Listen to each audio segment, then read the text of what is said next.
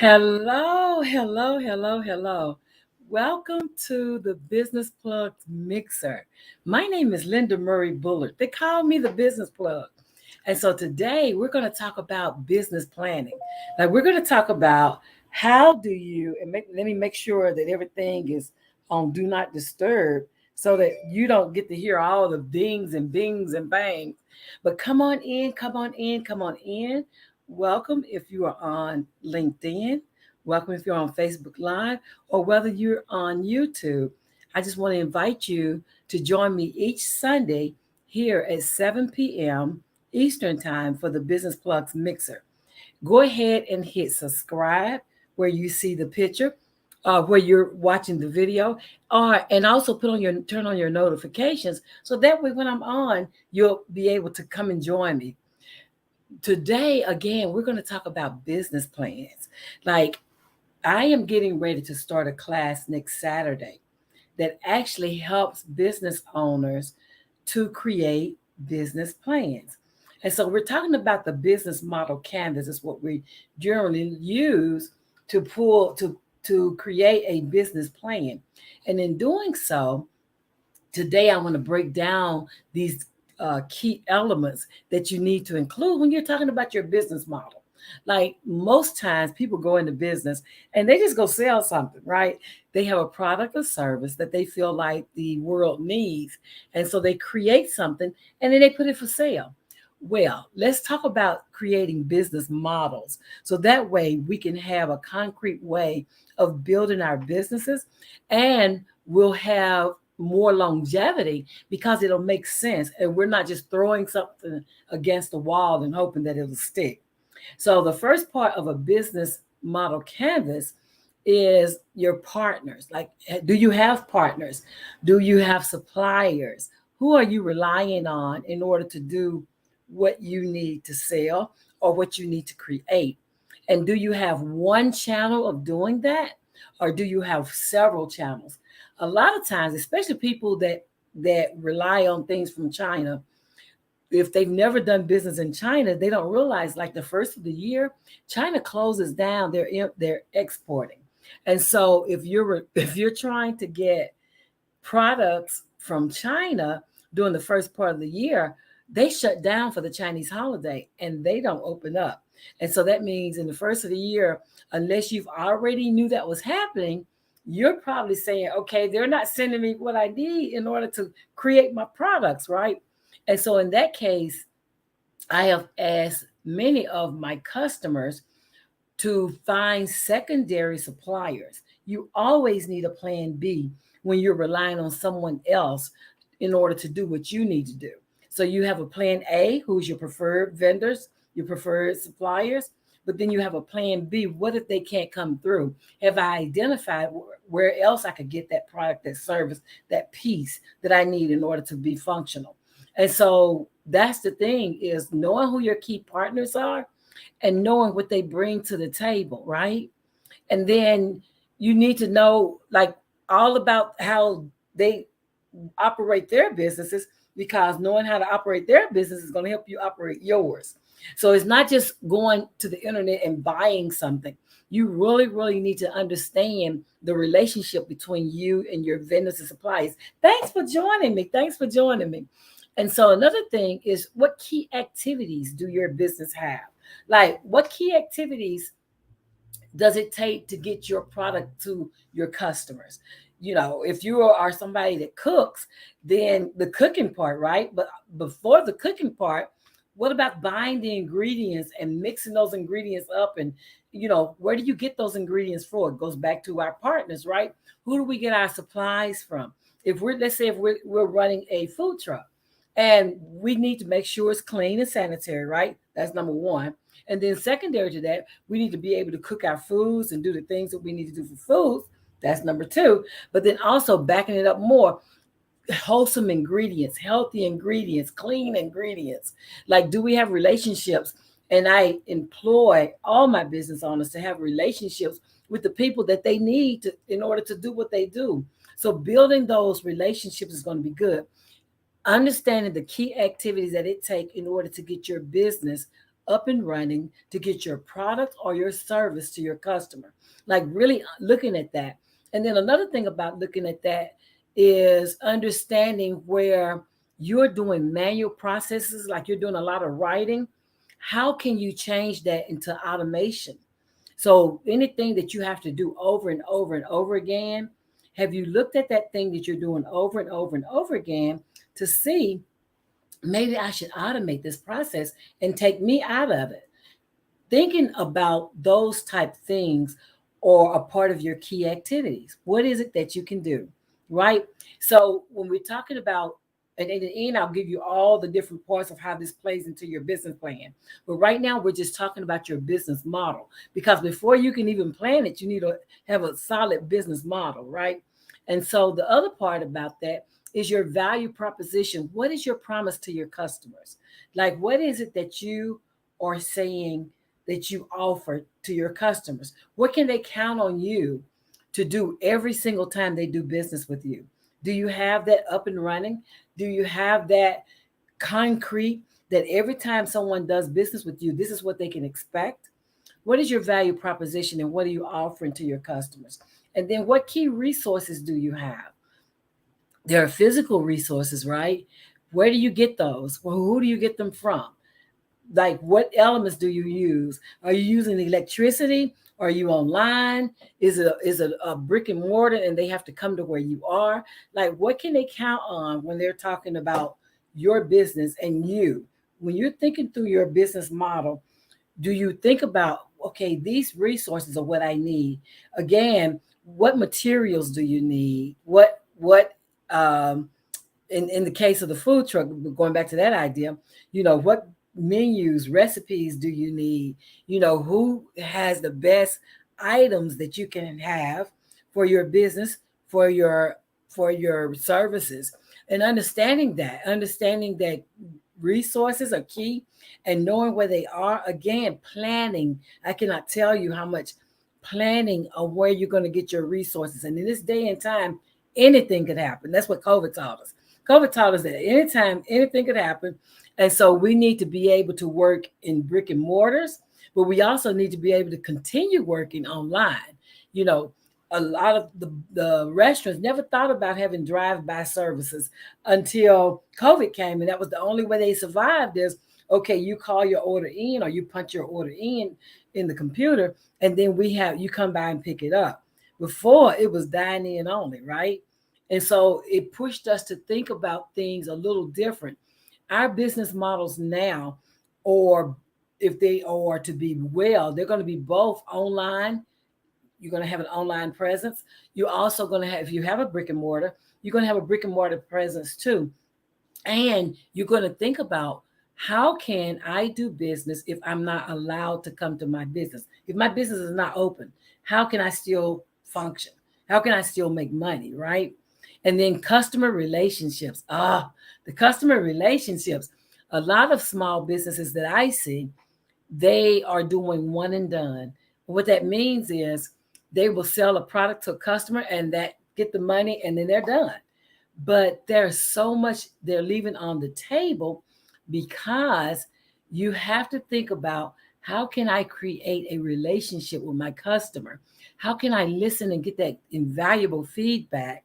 And my customer will tell me what it is they are willing to pay for, and how I can up level my products, my services, so that I am creating customer journeys for my customers.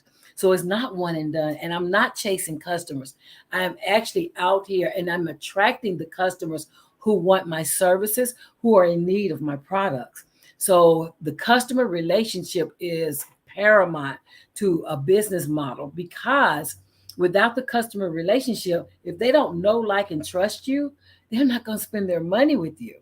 So it must be very important for you to have conversations with your customers, to understand what their needs are, to understand what they're willing to pay for. And also, sometimes you can get ideas on how you can perfect your service or your product simply by listening to what the customer says. So being able to listen to the customer, creating a two-way relationship, right? Where you're not just doing business with the customer, you're actually understanding what's their story, what's their backstory, what's important to them, what is it that they are wanting when they come to you, and why do they come to you as opposed to going to other people? What pain points do they have? Like that whole conversation with your customers, knowing them intimately as far as their holidays, their what's important. If they're working jobs, how can you save them time, save them money using your product, your service? So just having those conversations is something that most people don't do. They just take their money, give their product, their service, and move them on next. And you miss out. You leave money on the table when you do not build customer relationships. Another thing we need to talk about is the channels, like your distribution channels. How do your customers get your services or your products? Are you where they are, or do they have to come to you? Are you available through mail order? Are you using the mail? Or another thing is, can they call you and get an order shipped to them? Like, do you have that capacity to ship things to them? Anytime you limit how you deliver your services, you're limiting how many customers you can do business with. A lot of people with brick and mortars want the people in that general area to come do business with them. But in all actuality, if you can infuse shipping into your business model, then you just open up yourself to the world. Like you just open up your business, even though you're local and you're performing and selling local. Once you add shipping or automation, like it can be electronic. If you can email it, if you can email them a plan, or if you can email them a recipe, or you can email, something to them that's tangible, something to them that will make their lives better. You just open your business up to the world. A lot of us think right around where we are. The only people we're going to do business with are those within the reach of our city, our state, or where our location is. But once you infuse your business with something bigger, then you are able to open yourself up to the wide world, like, and get contracts. One thing that I am on right now is trying to help people get contracts, get certified with the state, the government, federal government, or even locally, so that they can get contracts, so they can stop doing the one and dones, because you cannot grow a business doing one and dones. You have to create customer journeys. You must create recurrent customers. You must create repeat customers that keep coming back for your service, your products, if you're planning on scaling your business to grow bigger than where it is today. Like, it's imperative. You have to do it. There's no way around it. And so understanding how many distribution channels you have to get your product, your service to your customers is going to help you to think through, how can I make my products, my services more readily available online or through shipping? Like, those are two ideas you need to think about. And then customer segments. A lot of people haven't have segmented their customers. And so understanding how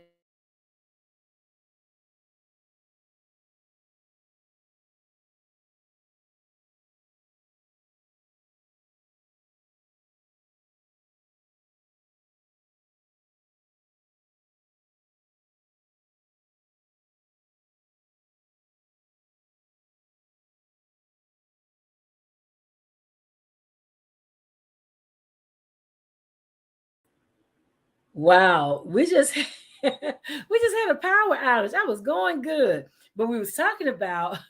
I'm glad it held on to my thing. So let's see if we can do this again. But I don't know what happened. We were just rolling right along, and all of a sudden, bloop, there it went. But in any case, we were talking about customer segments and how we can get your businesses infused with those things that will help your business to do well. So let's start over.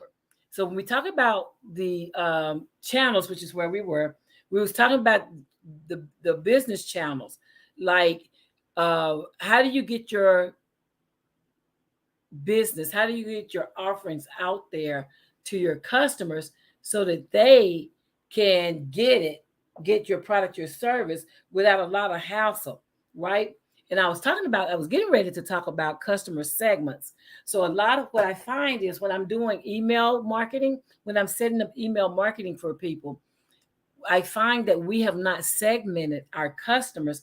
Like there are so many segments that you could do for your customers by age, by gender, by occupation, by status, whether they're married or whether they're single, by their household incomes, by their children, by what languages they use, what transportation they use. You could do it. It depends on your business model. But if they have children, like what are their children into? What sports that they like. There are so many segments that you could set your customers up in so that you can talk to them a different way. Like if I know my customers are into baseball, football, if I know that's what they are, then I can talk to them in those languages. And they're like, okay, this person gets me. Your customer, when you're creating customer journeys, it's going to be important for you to segment your customers so that you know who you're talking to, so that you speak the language that they can acclimate to, and so that they'll know the relationship. We talked before about the relationship. That's how you build the relationship. Is if you're talking to me about business, like people know I adore startups. I adore startups and businesses that are struggling. Those are my clients. And so if you have a conversation with me and we're talking about startups, then you're going to have my ear because that's my wheelhouse. That's where I live, right? That's the thing I love. So understanding your clients, your customers, and what their likes and dislikes are is going to help you build those relationships. And when you can segment those likes and dislikes, it's going to help you to talk to them in a voice that they'll understand.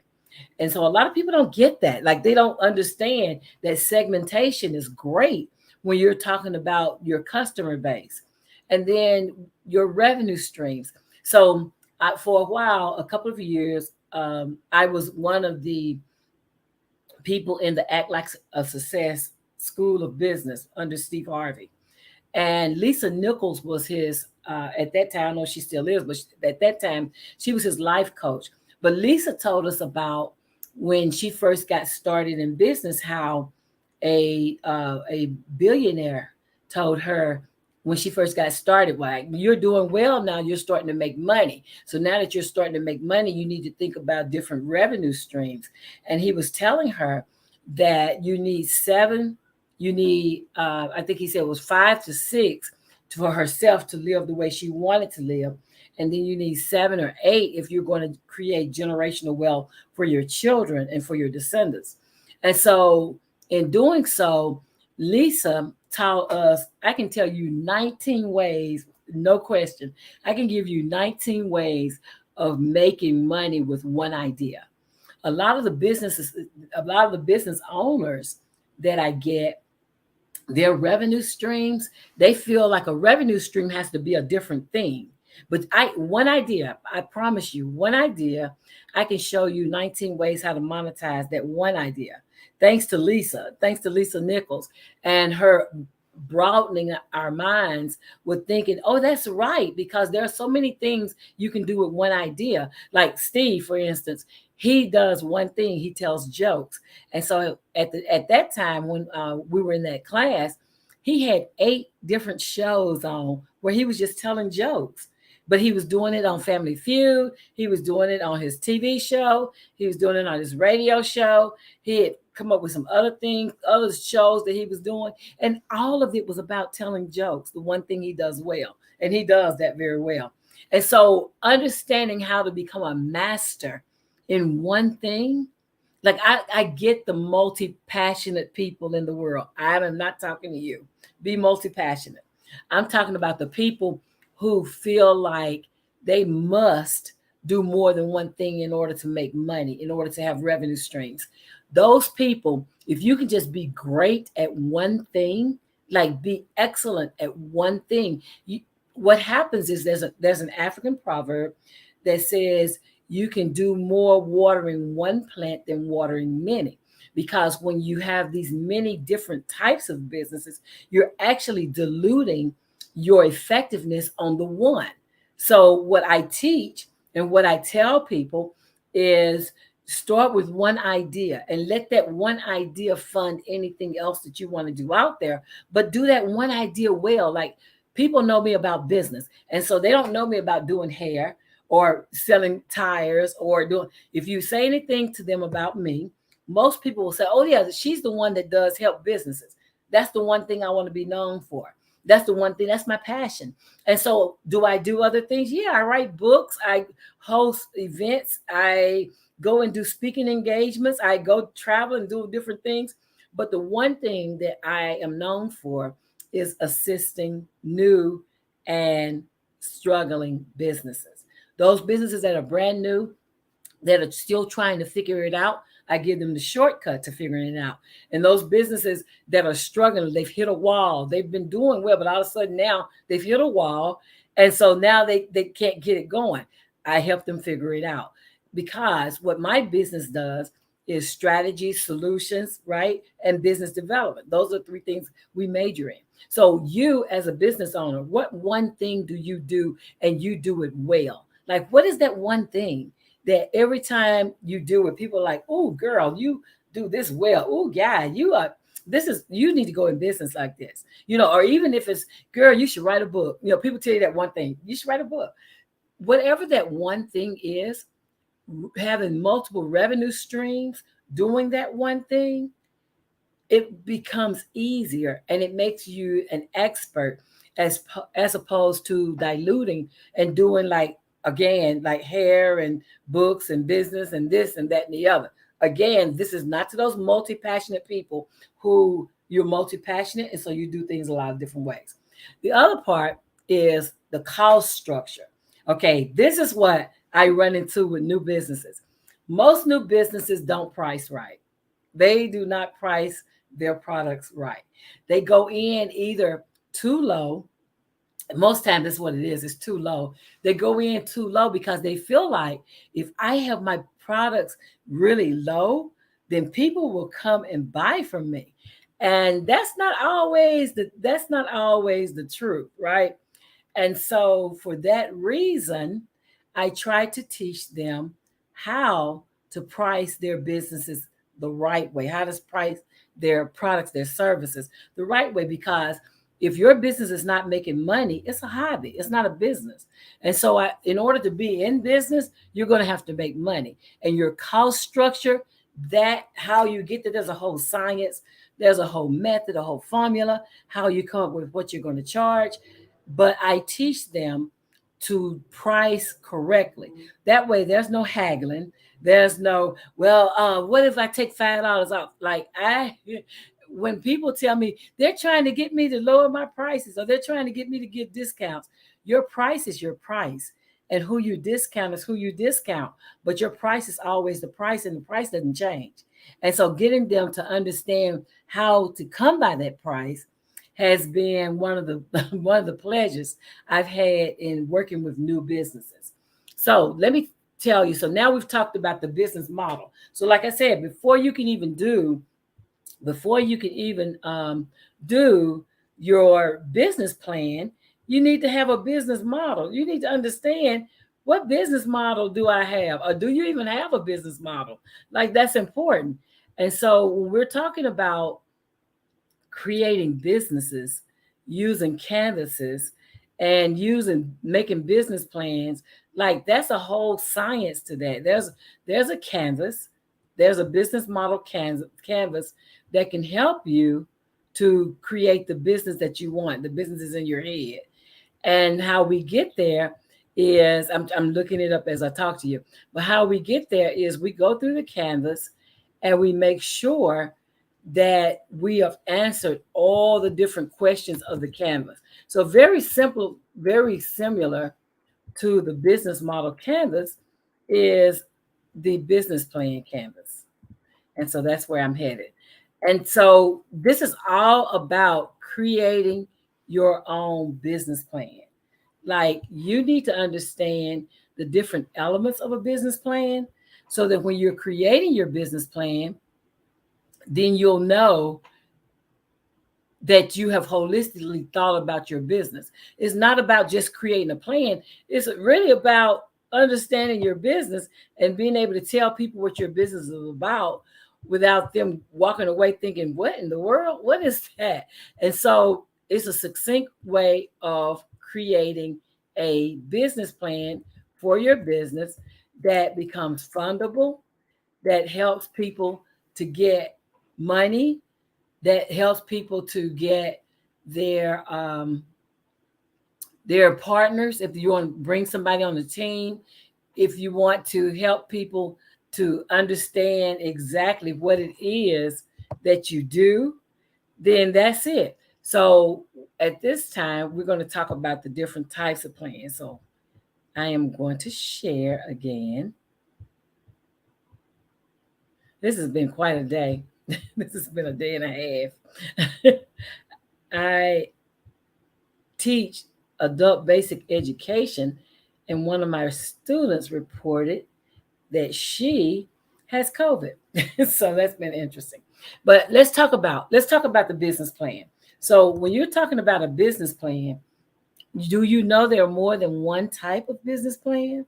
There are many types of business plans, but the ones that we're going to concentrate on tonight are these three. So the first is like an informal plan. It's like when you first learn that you want to start a business and you sit down and you talk about, okay, what does this business look like? That can be written on a napkin, on a notebook, an envelope, anywhere, because the only eyes that see it is yours. And so that informal plan is just so you wrap your mind around what this starting a business looks like. The other part is an operational. The second part of a type of business plan is operational. Now, this is the one that's internal. So it may have a lot of details in it that you won't share with the general public. It'll just be you and the people that's working on your team. And so that operational plan just basically talks about how you're going to operate your business. And then there's the formal plan, and that's the one that I help you with. So when you're talking about a business plan for your business that you're going to try to get finances with, or you're going to let people on the outside look at, then that's going to be very different. And that plan is the one that you need to really think through all the different elements of it, like knowing who your customer is. Like, do you know who your customer is? A lot of people say, and then I use this analogy all the time, because a lot of people, who, especially those who sell shoes, will say everybody has feet, so everybody's my customer. And that's simply not true, because everybody doesn't like the same thing. People have their preferences. And because people have their preferences, no product is 100%. I'm sorry. I know that hurts your feelings. I know people think, well, everybody who has hair. I was looking at College Hill. If you all watch College Hill on BET, and they were talking about, Nene's team, Nene Leak's team. They went through and they made this hair thing where you sit up on it and it puts a wig on your head. And that was how they took points. They deducted points from them, because Nene team was like, well, everybody has hair, and this is for anybody that wants to have hair. But some people like to go bald, so they're not included. They wouldn't want to go to their invention and get a wig put on because they like going bald. Like, it doesn't include no product, even though we think it is. There's no product that's 100%. There's just not, because people have their preferences. And because of that, you as a business owner need to understand that when you're talking to customers. So knowing who your customer is, that's element number one. Do you know who your customer is? And then knowing who your customer is, do you know what their pain points are? Like, have you really built up a relationship with your customers where you understand what it is that they need from you? What is their pain point? Why are they needing to buy this service? And knowing who are they getting that from already? Like, what alternatives out there? So when you look at, go back to the food truck, right? When you look at the food truck, then who are their competitors? What ways are those people who go to food trucks are getting food today? Well, they're going to restaurants. They're doing it themselves. They have somebody, you have people delivering like Grubhub and all these other places. Like, you have to really think about what is the alternative. So that's the second part. How are they getting served today? The other part is So now that you have your customers, and let me go here and stop sharing that so that I can give you the actual canvas for us to go through. But when you go through and think about the different portions that people need in order to the different things that people need in order to build a business plan. I'm trying to get there, y'all.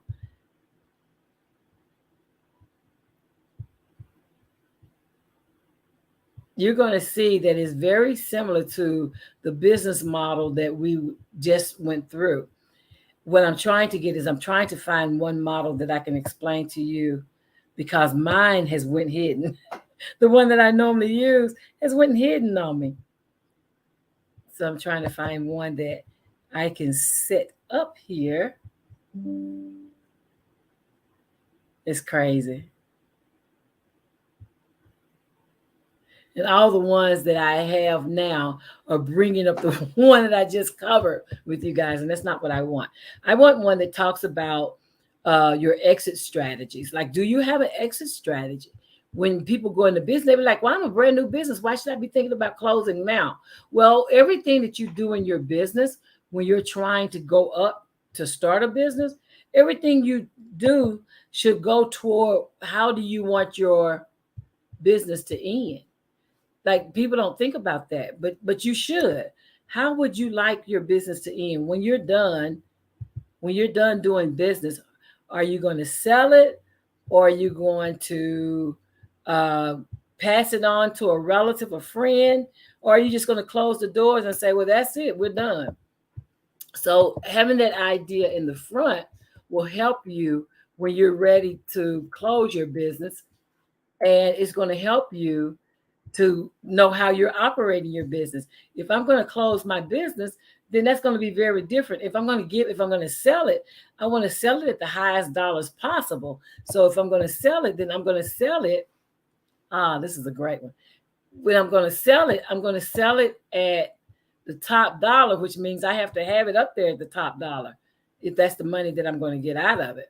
So just thinking about that and just thinking and understanding what it is you're going to do with your business in the front end will help you when you're getting ready to sell your business in the back end. So that's the thing. So I've worked with two different companies who taught a curriculum for business plans. And one was the Co-Starter, right? The Co-Starter, which tells you how to sell, how to build your business. And the other was the Kauffman Foundation's Fast Track, which tells you how to do your business. And that's the one that I'm actually teaching out of now. So when you're talking about creating your business plan, and everyone that I'm pulling up is pulling up the same one that I just went through. Why is this doing this? It's craziness. But when you're talking about it, knowing who your customer is, distribution channels. Like, we're talking about how do you get your services to your customers? So you use distribution channels. Well, what does that look like? And how does that play into the role of your business plan? You need to be able to tell in your business plan how you're going to distribute your product. How does your customer get your product? Do you ship or not? Do they have to come pick it up in person? Can they get it in a different manner? So knowing that and knowing how you're going to set up your distribution channels will help you. Also, your structure. Like, do you know if you're going to be an LLC or if you're going to be a corporation or a S Corp, C Corp? How will your business be structured? A lot of people will structure their business as a sole proprietorship starting out. And while that might be good starting out, that is actually the most risky form of business, because you have to put insurance or something. You have to put a hedge between your assets in your business, or your business is liable, and people sue for all kind of things. So knowing how, talking to a legal professional who can help you figure out how your business should be structured is very important. And you can do that. A lot of people who come to me, I always refer them to their local small business development center. And you can go to sba.gov. That's S as in Sam, B as in boy, A as in apple, dot gov. You can go there and find the small business development center that's near you. In fact, they will help you with the entire business plan, regardless of where you are in the United States. Finding one that's located near you is going to be the biggest, freest tool that's going to help you get that business plan together. And they help you, and it's for free. You pay for them when you pay your taxes. So shout out to the SBA and their business partners, the small business development centers that are located in every state, and um, mostly in the major cities. You can find them. There's some in the rural areas too, but they are mostly in, for sure, in your major cities. So if you live near a major city, then you'll have it. So I'm going to use this one. I think this is cute. Well, I said I was going to use it, then it disappeared. And so this is Amazon, supposedly Amazon's business model. We don't know. We don't know. I'm still looking for one that will be that'll be useful. So the first, okay, structure. The first one, first part of the business plan, structure. Second part of the business plan is operations. How will you perform activities in your business? Like, what does that look like? Do you have what's called SOPs?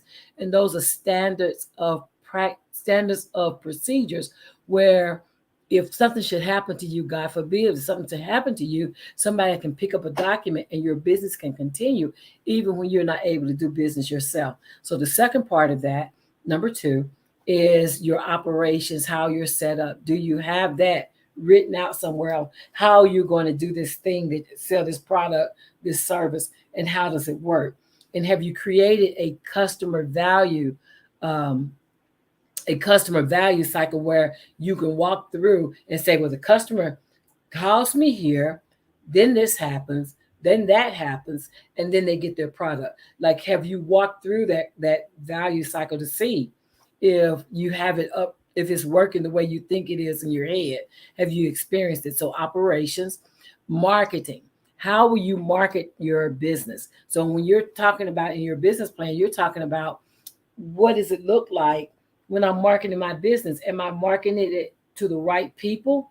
Because the numbers say if you market to 100 people, only 10 of them will want what you're selling. And of the 10, only 1 to 3 of them are ready to purchase. Wouldn't it be better to find out what that 10% is, who they are, and just market everything to them, rather than waste 90% of your money and your time and your resources marketing to people who really don't care? So understanding very, very succinctly who your target audience is, and then, zeroing down on those people, talking to those people, getting in front of those people. I love when people say, girl, I see you everywhere. I'm everywhere business owners is looking. And that's the only place I want to be. I don't want to be out for the general public. I just want to be where the business owners are looking, because those are my customers. So understanding marketing, and then the difference from marketing, with your marketing, you also need a sales strategy. So there are certain items that if it's a must have, like everybody needs deodorant, toothpaste, right? Cleaning stuff.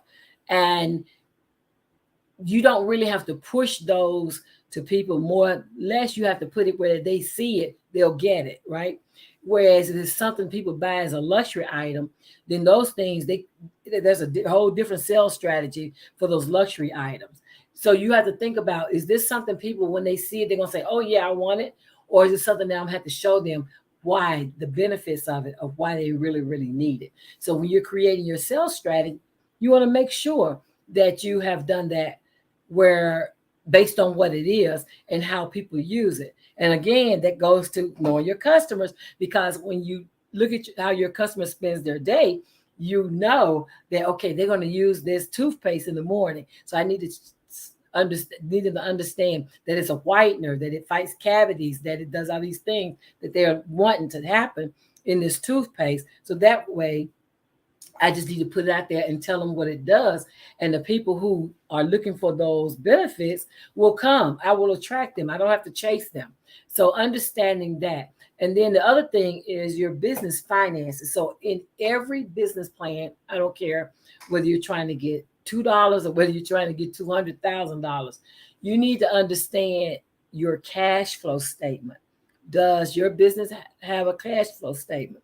You need a income statement or a profit and loss statement. And basically, those statements show how your sales, how you get your revenue in, and how much it costs to do what you do, and then how much you spend on your fixed costs and your taxes and things. So that's the income statement or the profit and loss statement. And then there's the balance sheet. And the balance sheet shows your assets and liabilities. And so those three forms are needed with your business plan. I don't care if you're trying to get $1, if you're trying to get whatever. So in your business plan, another key area that you need to have is the industry. When I talked about marketing, you need to be able in the marketing area, give the industry information. Do you know what's happening in your industry on a global, national, state, and local level? Like, do you know what's happening in your business? Are you just upselling something? You're really not thinking about what the Department of Labor says about that particular service or that particular product. You're just out here selling something.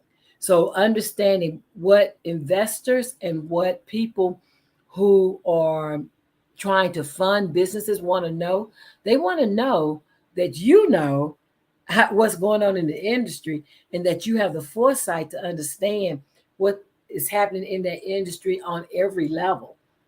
We talked about exit strategies. We talked about you need to understand under your customer segment what's their buying patterns, like understanding them and understanding when do they buy, when do they need your service, when you probably going to get the most sales. In every business, I don't care what you sell, there are ebbs and flows. So there are times when your business is up and there's times when your business is down. And most people only have one train of thought when it comes to their business. So I teach them when your business is in the ebbs, right? When it's in the flows, you're good. But when it's in the ebbs, those off months when people aren't coming and they're not buying, how can you get out of your normal routine and put your business in front of more people so that you can still get money even when your business is in the ebbs? So understanding exactly how business works, like ideally in people's head, they think, okay, when they do a business plan from January to December, they say, I'm going to make the same amount of money every month for 12 months. And in actuality, that's not true. There's going to be some times when you have some ebbs and other times when you have flows. And so you, in your business plan, need to articulate that to a point that is understood by the persons that you are trying to get to support you. So that's what we're talking about. Whew, that's what we're talking about. Just trying to understand all the different parts of a business plan. Again, your structure, how you're structured, your operations, how are you going to get this product, this service out to your customers? What does the back office look like? And a lot of people's back offices are scary, but how does that back office look? And then looking at your marketing, how are you marketing? It was the lady at Facebook that says marketing gets you known and sales gets you paid. So understanding the marketing strategy and how it should be married up with your sales strategy. Then also understanding your distribution channels. How are you going to get these products, these services out to your customers? Understanding your business financials, those three statements that you really, really need to have. Understanding customer segments, understanding how to build customer journeys. Like there's a whole plethora of things that you need to understand about your business in order for your business to be long standing. Anybody can open a business, and that's not a problem. You can pay in Chattanooga, where I live. You can pay $30, 15 to the county, 15 to the city, and you can open a business. But opening a business is the easy part. Keeping that business open, keeping that business productive for the long term takes a little bit more concentration, a little bit more planning. And that's what a business plan will do for you. And the final section I want to tell you about is customer service. It's imperative, you must interact with your customers when you're not trying to sell them something. How can you, instead of pulling information from them, start pushing information to them that's helpful to them, that will help them to make decisions about you and your business? My name is Linda Murray Bullard. They call me the business plug, and I've been rambling for the last 45 minutes about business models and business plans. If you have questions, please contact me at getthebusiness.org, or you can leave a comment in this video. Thank you for watching. I'll be back next Sunday at 7 p.m. Eastern Time, and I'm bringing a guest with me. I will have Dr. Theo on with me next Sunday. He's going to come on and talk about math. He's going to come on and talk about math and education. And I can't wait. It's a great conversation. I hope you'll join me. That's next Sunday, 7 p.m. Eastern Time. I just plugged you into business plans. And then next Sunday, we're going to plug you into education. If you need free support on helping you with your business plan, I gave you sba.gov. You can also create business plan or write business plan in the search engine on that very same site, and they have a template that will help you to write out your business plan. If you need any further assistance, contact me. I'd love to help you figure it all out. That's what I'm here for. Have a great rest of your Sunday evening. And again, thank you for joining me on the Business Plugs Mixer. Bye-bye.